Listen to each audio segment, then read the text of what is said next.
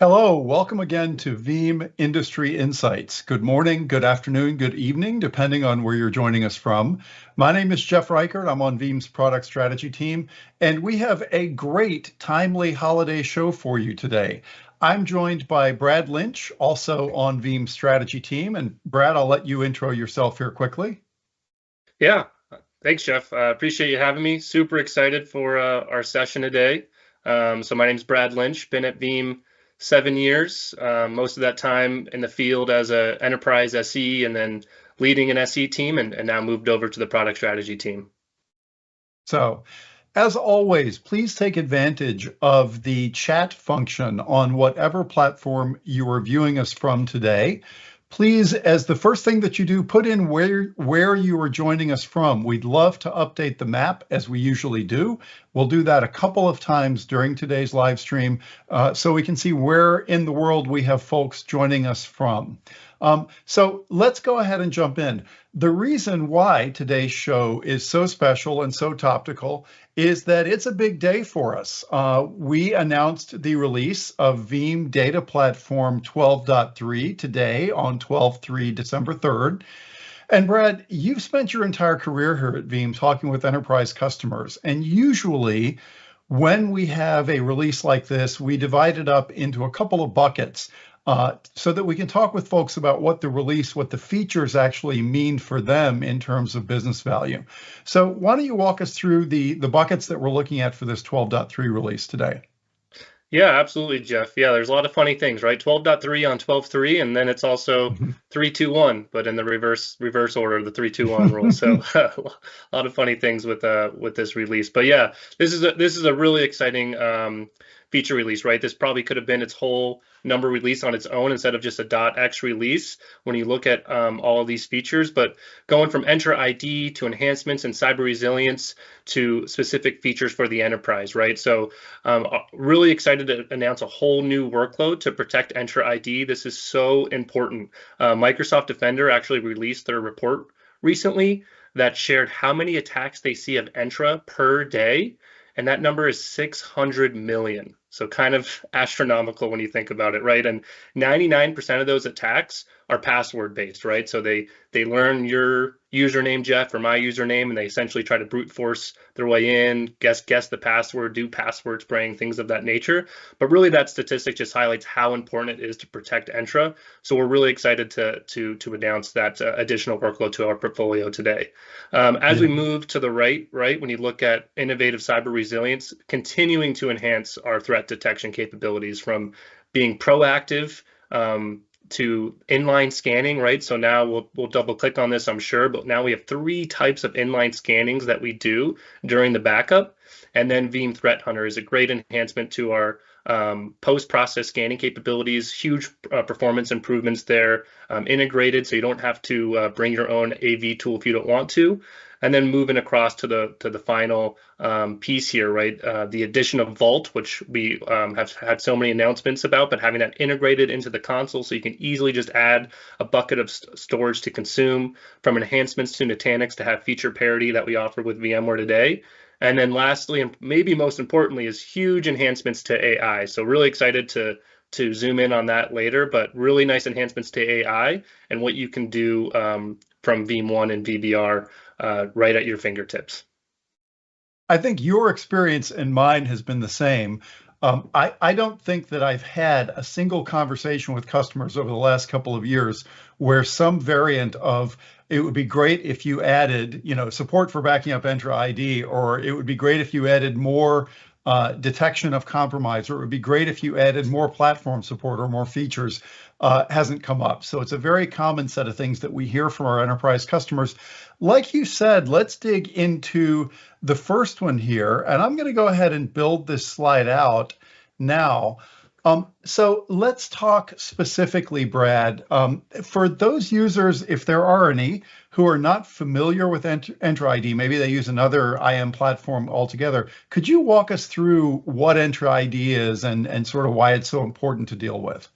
Yeah, absolutely, right? So folks might use Active Directory on-prem, or they might be familiar with Azure AD, and then Microsoft went through a rebanding process and decided to call it Entra. So if you're familiar with any of those tools, it's exactly that. And you might have another identity platform, to your point, but it's the identity platform that your business uses to authenticate to workloads within your environment, right? If you have a single sign-on page within your organization, that's what you're authenticating with that determines the scope and the level of access, the resources you're supposed to have access to, things of that nature, right? So that's what Entra ID is. It's used vastly across so many different organizations, and including us.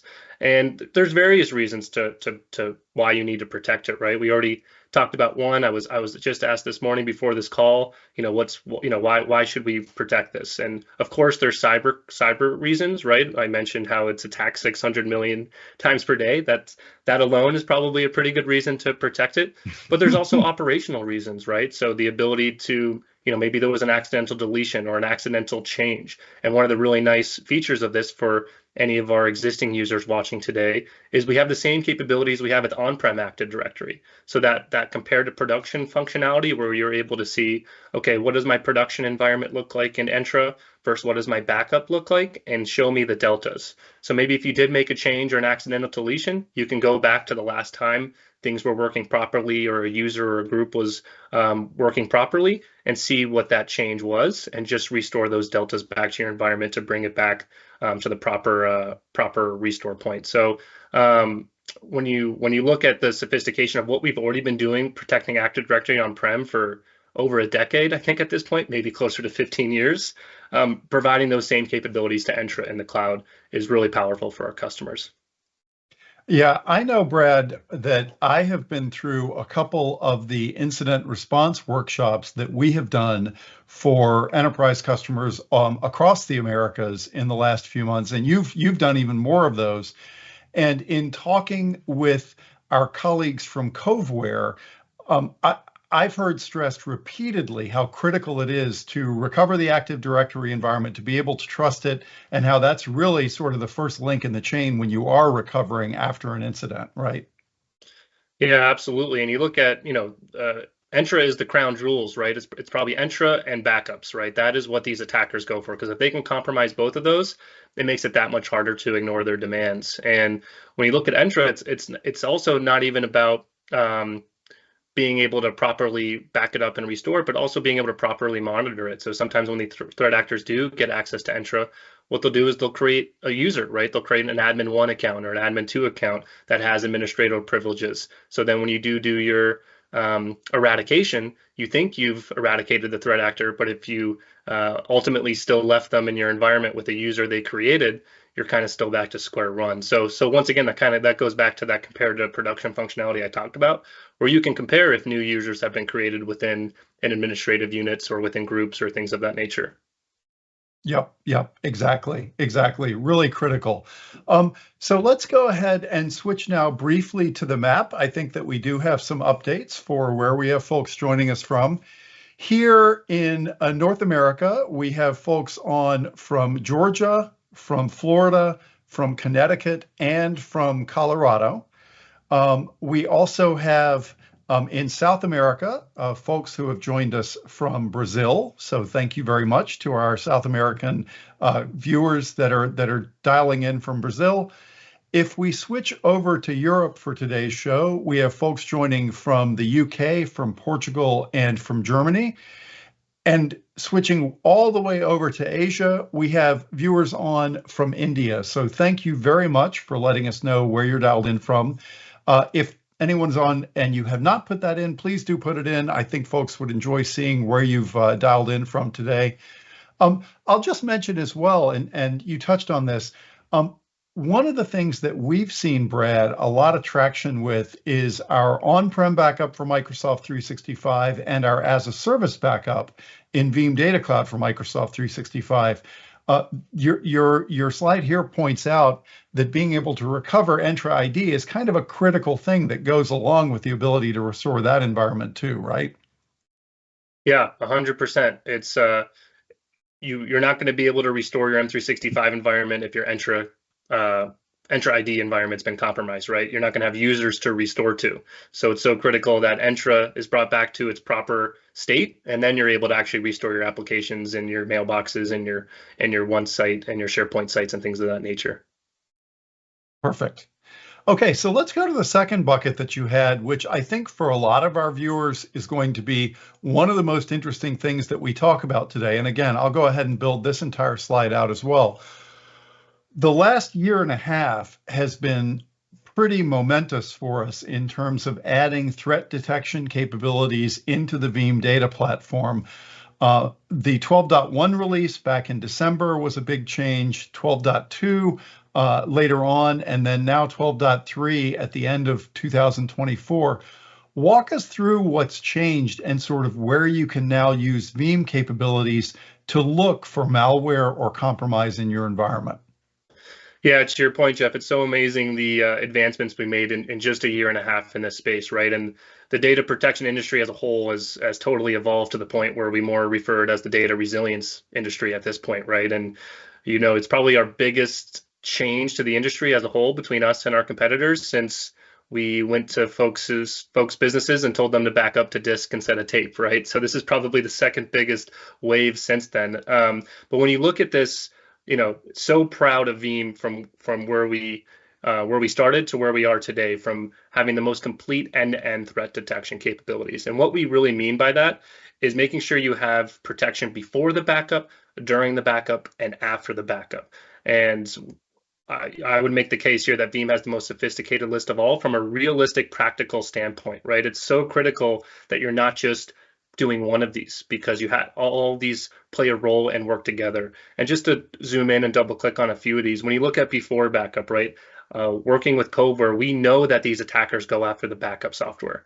This is a fact. You can look at the digital forensics. Doesn't mean they're always successful, but they see over 90% of the time the threat actor does try to go after the backup server. So being able to proactively scan your Veeam backup servers to look for suspicious behavior is an unfamiliar external IP trying to access that server. Is an IP is an account trying to brute force attack their way into the server, right? These are all suspicious events that might let you know that, hey, there is a compromised account. We need to take action on it and let our security team know. We're moving into during backup. 3 types of inline scanning that we do now. I mean, it's just remarkable, right? So the new one that we announced, also working with Covert, we have a sophisticated list of known bad actor tools, right? So these are tools they use to exfiltrate data, encrypt data, move laterally in an environment. So for example, if we back up a Linux machine that has Nmap installed on it, well, that's a really suspicious tool known to be used to move laterally. Or we see a tool like FileZilla installed on a machine that didn't have FileZilla installed on it before, right? That they might be using that to steal or exfiltrate data. So that's the new inline enhancement that we added, along with the other 2 that we were already doing, right? Looking for known file extensions that are threat actor known to be referred to from ransomware groups, and then entropy type of analysis for looking for encrypted files and things of that nature. And then moving finally all the way to the right is post backup, and this is so critical, right? Covert CEO, his famous quote is, "You don't rise to the occasion of a ransomware attack, you fall to your level of prep." So you could do everything you want from a technology perspective, but if you haven't done the proper people and process things and put them in place and truly tested those backups, which is CISA's main stop ransomware guidance, is truly testing your backups, all of that is for naught. So doing things where you're able to actually orchestrate your recoveries, have built out clean rooms ready to go, leverage Yara rules to find your last known good is so critical. And having all that integrated with our sophisticated list of security integrations and vendors, right? Because we could be detecting and alerting you of all the things in the world, but if those events aren't getting forwarded to the proper people, then there's a people process gap going on. So it's critical that these events get forwarded to the proper team so that they can take action on it. That's an area where I've seen a lot of excitement in talking with enterprise customers. The fact that this list of other vendors in the space, of other security expert providers that your analysts are going to be looking at, right? They're not going to be sitting looking at Veeam for indicators of compromise all the time. They're going to be looking at Splunk. They're going to be listening for alerts from Palo Alto or Sophos.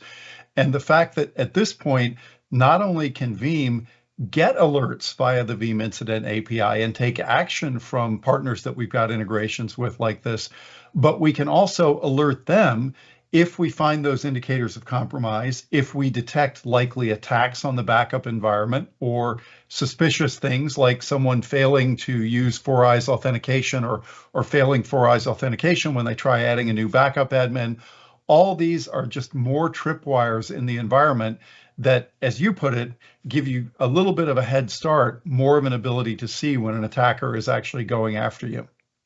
And just to validate your point really quick, right? It's so important these events get forwarded to the security team. I'll share a quick story. All these things that Veeam's doing, of course, we want and hope the backup admins and the Veeam admins are looking at those events and taking action on them. But oftentimes, it might not be part of their day job. And we saw a scenario where we installed Recon Scanner on the top left, that new tool, and the security team wanted to use it. So the security team was leveraging that to look for suspicious behavior on the backup server, and it ultimately picked up on an alert that Veeam had detected, right? An inline scanning threat that Veeam had detected from malware that had been alerting the Veeam admin for several weeks, but they didn't take action on it. They didn't see it. They weren't paying attention to the alerts. So it's critical that the security team is getting forwarded and seeing those alerts. Otherwise, they might just be falling into an abyss. Yeah, exactly. I've been a backup admin. That's how I started my career. And you're trained to look for, green checks on the reports that you get about backups and to look for the things that are failing. One of the things that security analysts have told me, and I know you've heard the same thing, Brad, is that out of place restores as an enabler or a possible sign of data exfiltration attempts from the backup environment are something that a backup admin won't necessarily care about, but a security analyst would care about a lot, right? So the more eyes that we can involve looking at this, the better. I want you to dig in a little bit more to one of the capabilities that we announced today.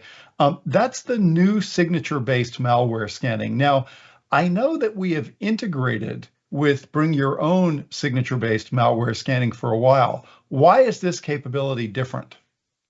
Yeah, the Veeam Threat Hunter is so exciting, right? So that's the new signature-based malware scanning post backup, right? So it's so critical. Oftentimes people ask me, well, if Veeam has all these inline scannings and we have EDR tools, why do we need to scan the backup afterwards? And you have to plan for 0 days. If these EDR tools miss it and Veeam ultimately misses it, which unfortunately does happen, or there wouldn't, these ransomware threat actor groups would never be successful and they wouldn't have a multi-billion-dollar industry, right? So these 0 days do happen. Unfortunately, EDR tools miss it, backup tools miss it, etc. And now you're in a position where you need to find your last known good. So this ability to, of course, you can still bring in your own AV tool. We've had that capability for many years, but now we're providing our own, where it's just built into the console. You don't need to bring your own, and we're able to do a lot more testing and fine tuning of that, where now these AV scans are significantly faster. We're seeing 5-10x type of improvements in these scanning capabilities. So you're able to scan many more machines at the same time. And this helps you find your last known good much quicker, right? So part of this process is doing a digital forensics during a cyber incident, trying to build a timeline of events and finding the restore point as quickly as possible to ultimately bring you back up and running. You don't want to be there spending time restoring yesterday's copy, the day before's copy. You want to be able to find that as quickly as possible. Excellent. Yeah, it's a very exciting release. We're getting a lot of good feedback on it from customers and from analysts that we'd given an early look to it. Let's dig into the last bucket. One of the items that we listed in terms of enterprise capabilities was artificial intelligence. And let's talk briefly about the changes, and I'll go ahead and build this out as well. Let's talk briefly about the changes that we're seeing in Veeam Intelligence 2.0, specifically around reporting, and then maybe we can broaden the enterprise features that were announced today after we talk that.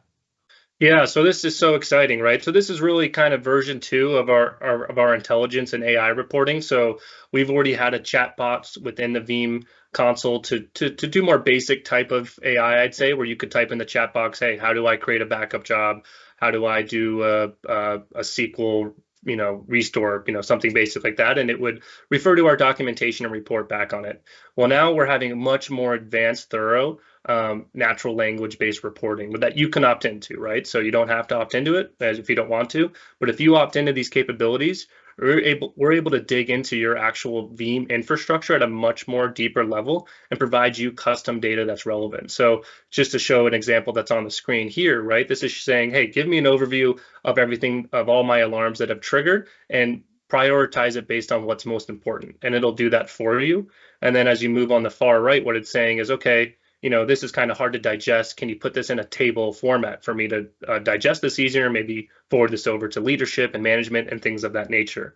And then you could even say, hey, I need to forward this over to folks in Spain. I have a team in Spain. Can you translate this to Spanish, or can you translate this to Japanese? And it'll do that for you. So this intelligent-based reporting to pull data and look at the Veeam database, look at Veeam logs to really provide sophisticated detail on what's failed, what's critical. Has somebody tried to delete a backup? Has somebody tried to do a restore, to your point, and prioritize that for you, is really powerful. So really excited about this enhancement to our Veeam Intelligence. There's two things that you pointed out just now that resonate with me about conversations I've had.